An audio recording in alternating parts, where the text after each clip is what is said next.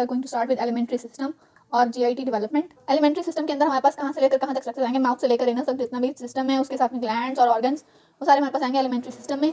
Primordial गट जो है वो 4th वीक के अंदर बनना स्टार्ट होती है। हेड, कॉर्डल और टेल फोल्ड जो होते हैं, लेटरल फोल्ड्स वगैरह, इनकी वजह से, इनकी फोल्डिंग की वजह से हमारे पास हेड फोल्ड जब होगा तो फोरगट बनेगी, लेटरल फोल्ड से मिड गट और टेल फोल्ड से बनेगी हाइंड गट। क्रेनियली ये हमारे पास क्लोज होती है ओरोफ्रिंजियल मेम्ब्रेन से, और कॉर्डली यहाँ पे दूसरी मेम्ब्रेन आती है जिसका नाम है caudal cloacal membrane. Cloacal membrane anal region के अंदर होती है और ओरोफ्रिंजियल मेम्ब्रेन जो है वो माउथ के रीजन के अंदर होती है।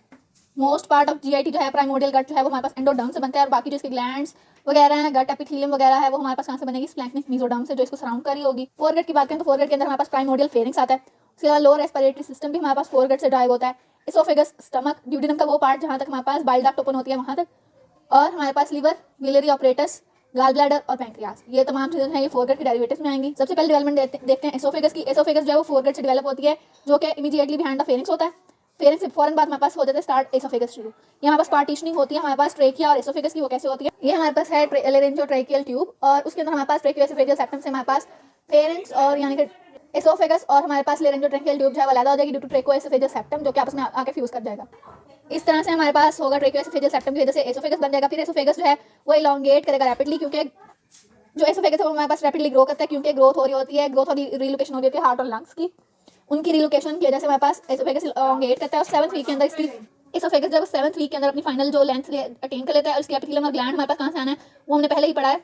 एंडोडर्म से ड्राइव होती है पूरी जीआईटी, और फिर ये प्रोलिफरेट करेगी। सबसे पहले अब ये ट्यूब बन गई है ना, फिर ये पार्टली या कंप्लीटली ऑब्लिटरेट होगी, और फिर ऑब्लिटरेट होने के बाद ये दोबारा से रिकैनालाइजेशन होती है एसोफेगस की, और हमारे पास 8th वीक के एंड पे हमारे पास एसोफेगस बन जाता है। हमारे पास टोटल क्या हुआ है, एसोफेगस जो एसोफेगस जो है वो हमारे पास फोरगट से डेवलप होगा, जो कि कॉर्डल टू फेरिंक्स होगा। ट्रेकोएसोफेजियल सेप्टम की ग्रोथ की वजह से हमारे पास ट्रेकिया और एसोफेगस अलग-अलग हो जाएंगे। एसोफेगस पहले शॉर्ट होगा, फिर ये एलॉन्गेट करेगा रैपिडली, क्योंकि ग्रोथ हो रही होगी हार्ट और लंग्स की। 7th वीक के अंदर ये रिलेटिव लेंथ पे पहुंच जाएगा। इसके एपिथेलियम और ग्लैंड जो है वो एंडोडर्म से ड्राइव होंगे।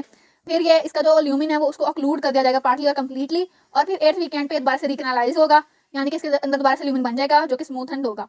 और हमारे पास ट्राइटेड मसल जो है वो मस्कुलरिस एक्सटर्ना, सुपीरियर थर्ड के अंदर जो है वो हमारे पास स्केलेटल मसल होते हैं, मिडिल के अंदर मिक्स होते हैं, और लोअर थर्ड के अंदर हमारे पास स्मूथ मसल्स होते हैं। जो हमारे पास ट्राइटेड मसल है वो कहाँ से आ रहे हैं, 4th और 6th जो फ्रेंजियल आर्चेस हैं वहाँ से, और जो हमारे पास स्मूथ मसल है वो आ रहे हैं हमारे पास फ्लैंकिंग मेसेनकाइम से। एसोफेजियल एट्रीजिया क्यों होगा, क्योंकि ब्लॉकेज हो जाएगा। ब्लॉकेज क्यों होगा, क्योंकि रिकैनालाइजेशन नहीं होगी। दूसरी बात ये है कि हमारे पास इसके अंदर अप्रॉक्सिमेटली 1/3 जो इन्फेक्टेड न्यूनेट है वो प्रीमेच्योर बॉर्न होते हैं, उनके अंदर हमारे पास ट्रेकियोएसोफेजियल फिस्टुला जो है वो 90% केसेस के अंदर होता है। इसके अंदर हमारे पास ट्रेकियोएसोफेजियल सेप्टम है ना, वो अगर ट्रेकिया की तरफ ज्यादा हो जाएगा, मतलब लाइक ये हमारे पास ट्रेकिया और ये एसोफेगस है, और एसोफेगस वाली साइड पे कम होगा और हमारे पास ट्रेकिया वाली साइड से ज्यादा हो जाएगा, तो हमारे पास एसोफेगस का जो ल्यूमिन है वो कम होगा और एसोफेजियल एट्रीजिया हो जाएगा। लेरेंजियोट्रैकियल ट्यूब वाली साइड से सेपरेशन के अंदर आइसोलेटेड एट्रीजिया भी हो सकता है।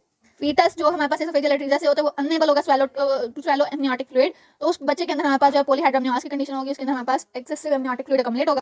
फिर हमारे पास ये है कि एक्सेसिव ड्रूलिंग होगी आफ्टर द बर्थ, और डायग्नोसिस होगा एसोफेजियल एट्रीजिया। इसके अंदर हमारे पास ये है कि जब हम कैथेटर पास करेंगे एसोफेगस से स्टमक के अंदर, तो हमारे पास एसोफेजियल एट्रीजिया की वजह से वो कैथेटर जो है वो पास नहीं होगा। रेडियोग्राफिक अगर हम एग्जामिनेशन करेंगे, रेडियोग्राफिक एग्जामिनेशन से हमारे पास नेजोगैस्ट्रिक ट्यूब जो है वो अरेस्ट हो जाएगी प्रॉक्सिमल एसोफेजियल पाउच के अंदर। एसोफेगस को सप्लाई कौन कर रहा है, हमारे पास ब्रांचेस ऑफ वेगस नर्व यानी कि 10th cranial nerve. This is the condition जो कि हम बस ट्रेकियोएसोफेजियल फिस्टुला के साथ रिलेटेड है, और साथ में एसोफेजियल एट्रीजिया वो अपरेंट का जब हम यहाँ से नेजोफेरिंक्स से ट्यूब डालेंगे तो वो यहाँ पे आके ब्लाइंडली स्टक कर जाएगी और हमारे पास स्टमक के अंदर पास ऑन नहीं कर सकेगी। एसोफेजियल स्टेनोसिस के अंदर वो होगा कि हमारे पास इनकम्प्लीट रिकैनालाइजेशन की वजह से हमारे पास स्टेनोसिस होगी या वेबिंग होगी, narrowing of lumen of oesophagus हो जाएगा। स्टमक की डेवलपमेंट की अगर हम बात करें तो स्टमक की डेवलपमेंट के अंदर हमारे पास ये है कि फोरगट जो है वो पहले हल्की सी डायलेट करेगी, फिर फॉर्म शेप लेगी। फिर इसके बाद हमारे पास क्या होगा कि हमारे पास जो इसकी लेफ्ट वॉल है वो थोड़ी सी ग्रो करेगी, जिसकी वजह से स्टमक थोड़ा सा फ्लैटन होगा, फ्लैटन इनलार्ज करेगा और ब्रॉड हो जाएगा वेंट्रोडॉर्सली। वेंट्रोडॉर्सली का मतलब ये वाली साइड वेंट्रल हो जाएगी, और इससे जो पीछे वाली साइड है जो हमें नजर नहीं आ रही वो हो जाएगी डॉर्सल। वेंट्रोडॉर्सली फ्लैट हो जाएगा। फिर हमारे पास क्या होगा कि इसकी जो हमारे पास राइट वॉल है वो ग्रो करेगी faster than it's ventral border, और हमारे पास बन जाएगा ग्रेटर कर्वेचर। इसी जो राइट वॉल है वो इनलार्ज करेगी ज्यादा, तो हमारे पास बन जाएगा greater curvature. Greater curvature of stomach बन गया। फिर हमारे पास क्या होगा कि रोटेशन ऑफ स्टमक होगी। इसी दौरान रोटेशन ऑफ स्टमक होगी, क्योंकि ये जो पोजिशनल चेंजेस आ रहे थे राइट लेफ्ट एसिमेट्री की वजह से स्टमक रोटेट करेगा, और हमारे पास साथ में रोटेशन होगी मिजेंट्री की। मिजेंट्री ये जो पिंक वाली चीज है जो हमारे पास फोल्ड ऑफ पेरिटोनियम स्टमक के साथ अटैच है उसको हम मिजेंट्री कहते हैं। स्टमक की रोटेशन होगी हमारे पास 90 degree clockwise. 90 degree clockwise rotate करने से हमारे पास क्या होगा कि इसका जो वेंट्रल बॉर्डर था, वेंट्रल बॉर्डर जो था लेसर कर्वेचर था वो आ जाएगा हमारे पास राइट साइड पे, और जो ग्रेटर कर्वेचर था वो आ जाएगा लेफ्ट साइड पे। वेंट्रल बॉर्डर जो लेसर कर्वेचर था वो हमारे पास आ गया राइट साइड पे, और जो डॉर्सल बॉर्डर ग्रेटर कर्वेचर था वो आ गया लेफ्ट साइड। इसके बाद ओरिजिनली जो लेफ्ट साइड थी वो हमारे पास बन जाएगी वेंट्रल सरफेस, यानी कि आगे वाली साइड पे आ जाएगी, और राइट साइड जो थी वो हमारे पास बन जाएगी डॉर्सल सरफेस। बिफोर रोटेशन जो हमारे पास क्रेनियल और कॉर्डल एंड थे वो दोनों मीडियन प्लेन के अंदर पड़े हुए थे, लेकिन रोटेशन के बाद हमारे पास रोटेशन में हमारे पास और ग्रोथ ऑफ स्टमक में क्रेनियल एंड जो है वो लेफ्ट साइड को मूव कर जाएगा, और स्लाइटली इंफीरियरली हो जाएगा। कॉर्डल एंड जो है वो राइट साइड पे और हल्का सा सुपीरियरली। ये हमारे पास दोनों मीडियन प्लेन में थे, सेम लाइन में थे। फिर जब हमारे पास रोटेशन हुई तो कॉर्डल एंड जो था वो लेफ्ट साइड पे मूव कर गया और क्रेनियल एंड लेफ्ट साइड पे मूव कर गया और कॉर्डल एंड जो है वो राइट साइड के ऊपर मूव कर गया। और रोटेशन के बाद हमारे पास स्टमक जो अपनी फाइनल पोजीशन पे आ जाएगा। इसका लॉन्ग एक्सिस जो है वो हमारे पास लॉन्ग एक्सिस ऑफ बॉडी के ट्रांसवर्सली होगा। इसके बाद हमारे पास है ओमेंटल बर्सा। मेसेंट्रीज की बात करते हैं। मेसेंट्रीज ऑफ स्टमक का मतलब हमारे पास इसके डॉर्सल साइड पे होता है डॉर्सल मीजोगैस्ट्रियम और हमारे पास इसके वेंट्रल साइड पे होता है वेंट्रल मीजोगैस्ट्रियम। डॉर्सल मीजोगैस्ट्रियम के अंदर हमारे पास ओमेंटल बर्सा यानी कि लेसर सैक की फॉर्मेशन होती है और हमारे पास प्राइमोडियल जो वेंट्रल मीजोगैस्ट्रियम है वहाँ पे हमारे पास लिवर बनता है, जिसकी वजह से हमारे पास वहाँ पे लेसर ओमेंटम बन जाता है। ओमेंटल बर्सा की अगर हम बात करें तो ओमेंटल बर्सा जो है वो हमारे पास थिक डॉर्सल मीजोगैस्ट्रियम जो हमारे पास स्टमक के पीछे वाला सारा पेरिटोनियल का फोल्ड होता है, वहाँ से हमारे पास ओमेंटल बर्सा बनता है। वहाँ पे हमारे सबसे पहले एक सिंगल कैविटी वहाँ पे क्लेफ्ट होता है, जिससे हमारे पास बन जाती है एक सिंगल कैविटी ओमेंटल बर्सा और लेसर पेरिटोनियल सैक। फिर स्टमक की रोटेशन की वजह से ये जो मीजोगैस्ट्रियम है वो लेफ्ट साइड पर पुल होती है और बर्सा जो है वो इनलार्ज कर जाता है और एक लार्ज रिसेस आ जाती है पेरिटोनियल कैविटी के अंदर। फिर ये बर्सा जो है वो ट्रांसवर्सली एक्सपेंड करता है, ट्रांसवर्सली और क्रेनियली, और ये हमारे पास कैसे आ जाता है कि स्टमक और पोस्टीरियर एब्डोमिनल वॉल के दरमियान में आ जाता है। पाउच लाइक बर्सा जो फैसिलिटेट करता है स्टमक की मूवमेंट को। इसका superior part of omental bursa जो है वो कट ऑफ होता है हमारे पास डायफ्राम के डेवलप होने की वजह से। वहाँ पे हमारे पास इंफ्राकार्डिक बर्सा एक क्लोज स्पेस डेवलप हो जाती है। अगर ये स्पेस परसिस्ट रहेगी तो वो बना देगी superior recess of omental bursa. अगर ये स्पेस जो है वो persist, if this space persist it usually lies medial at the base of right lung की बेस पे रहेगी। इसके इंफीरियर रीजन में हमारे पास सुपीरियर पार्ट ऑफ बर्सा के अंदर सुपीरियर रिसेस होता है। इंफीरियर पार्ट के अंदर हमारे पास जो है वो inferior recess of omental bursa होता है between the layers of greater ओमेंटा।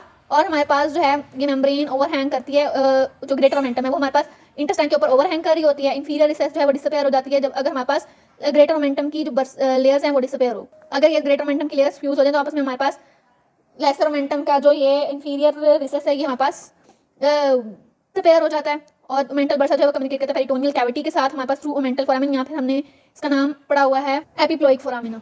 ये हमारे पास स्टमक है, स्टमक के पीछे ये हमारे पास डॉर्सल मीजोगैस्ट्रियम। डॉर्सल मीजोगैस्ट्रियम जब रोटेट कर रही है तो यहाँ पे एक कैविटी बनी सबसे पहले। इसकी कैविटी के बनने से ये बन गया ओमेंटल बर्सा। ओमेंटल बर्सा इनलार्ज करेगा। ये हमारे पास स्टमक के जो ग्रेटर कर्वेचर से नीचे को जा रहा है ये हमारे पास ग्रेटर ओमेंटम। इन दोनों क्लियर के दरमियान में यहाँ पे इंफीरियर रिसेस बनेगी और यहाँ पे सुपीरियर रिसेस बनेगी।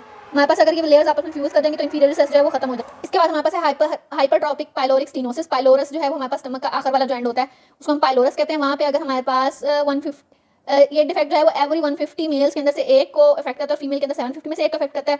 इसमें हमारे पास ये होता है कि हमारे पास मस्कुलर लेयर जो होती है ना पाइलोरिस वाले रीजन की, वहाँ पे हमारे पास स्फिंक्टर जो है वो थिकन हो जाता है। उसके थिकनिंग की वजह से सर्कुलर मसल जो है वो हमारे पास लॉन्गिट्यूडनल मसल से ज़्यादा हाइपरट्रोफीड हो जाते हैं, उनका बल्क बढ़ जाता है। उनके बल्क बढ़ने से हमारे पास स्टेनोसिस हो जाती है पाइलोरिक कैनाल की।